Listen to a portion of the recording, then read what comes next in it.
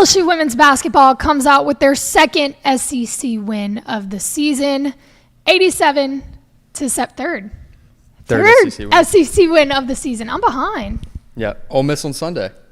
Yo, dude. Damn, we live in a freaking the Matrix. Anyway, I completely lost track of time. Third SEC win of the season, 87 to 70 over A&M. Welcome to Valley Vision. I'm Abby Alonso, Joe Mitchell. A little bit different. We are live at 9 p.m. Mm-hmm. What's going on? Well, we decided tomorrow's show was too long to wait to talk about tonight's game, so we're going to be switching it up from now on, maybe picking some games of the week to do a live recap. We're trying it out. First one. Let's go. That was actually their 28th straight win in Baton Rouge. Second longest in program history. I think the first is 42 wins in a row. Regardless, what else do you expect from this team? They break records all over the place. They're doing something different. Again, they haven't lost since that Colorado game, the opening game of the season. Completely different team.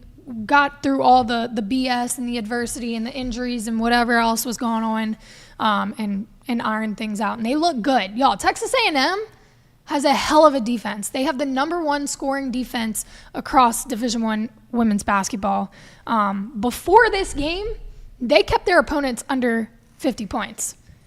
Texas A&M looked at LSU and said, well, we keep our opponents under 50 points. And LSU said, well, hold my beer, because 87, they dropped 87 on a team that has a killer defense. Kim Mulkey talked about before this game about how good that A&M defense was, and that turnovers were probably going to be the key to this one, something that LSU was going to struggle with, and they did. They had 20 to Texas A&M's 17, but regardless, the offense just went off. I've got some numbers here. This offense, and I guess you could kind of, there's a trend going on in LSU sports right now, at least with football too. High-powered offenses just seem to be the thing this year. That's the theme of LSU athletics. They averaged 94.2 points per game before this game. Obviously, that's going to change a little bit after this one, but still, 94.2 points per game from a women's college basketball team. What's up? What's up? Angel Reese, 20 points, 18 rebounds. I'm pretty sure she racked that double-double in the first half. 42nd double-double in her career. In her career, she's had 42. It was a season high for her points with 20 points. You told me you saw some stuff on the court. Angel was having fun, as she does. You know, she's got character and likes to put on a show for everybody. That's why the PMAC is full for these games, as it was tonight. And you said you saw her look, or number 24 for the Aggies, kind of, I guess, made a comment to Angel or whatever. And Angel turned around to her and went, how many points do you have? Hair flip. Girl, get it. Girl, get it. Then she proceeds to lock in a season high on points and another double-double. Talk. Let's hear it. I love seeing that kind of stuff, especially from female athletes. Come on, give it to me. It was getting testy. Like, there was a lot of smack talk going on. I know she was going back and forth with a couple people on the court. I know she's got some friends on that team too, and it's all love at the end of the day. But when you're playing, Also, a little bit more context on that. The girl who mouthed off had 0 points at the time. She finished with 4, but had 0 at the time. So Angel clapped back, and it was A-okay. Michaela Williams with the threes. She went 2 for 3 in threes and then 4 for 4 with free throws, had 16 points.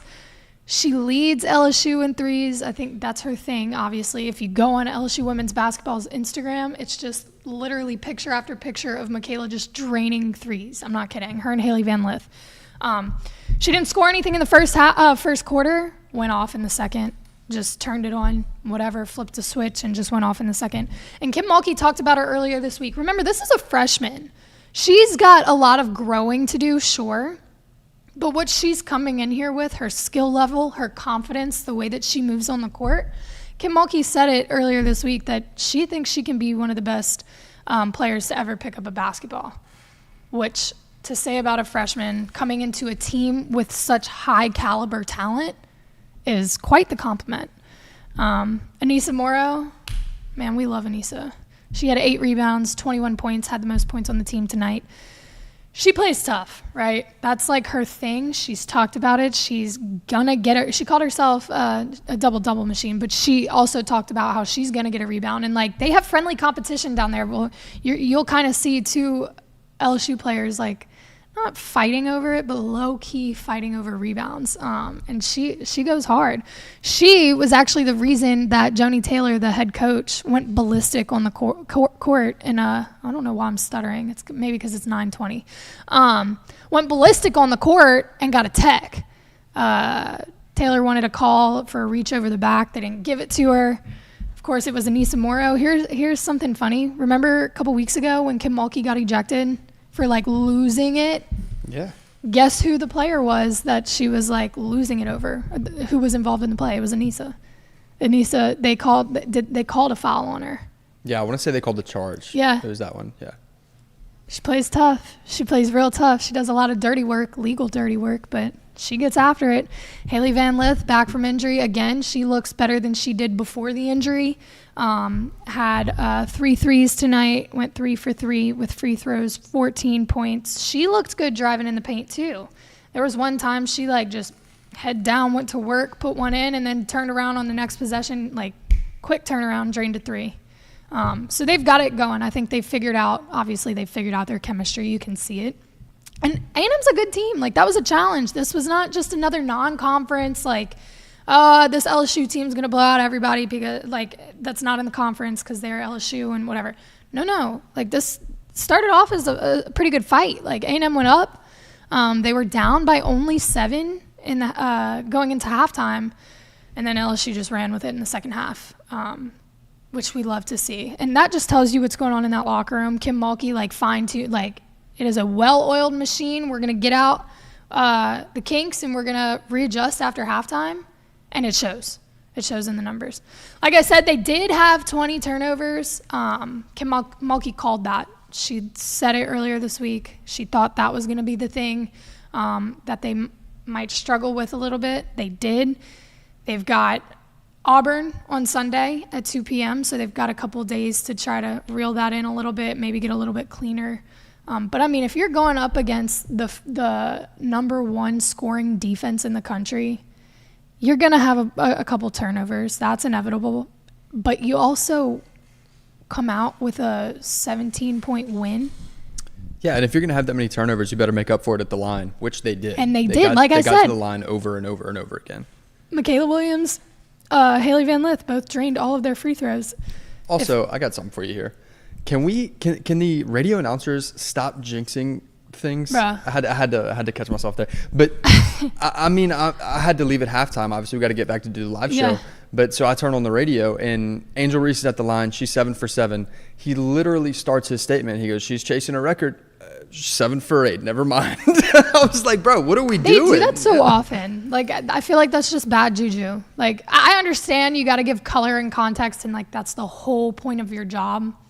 But every time they say something like that, it just doesn't go that way.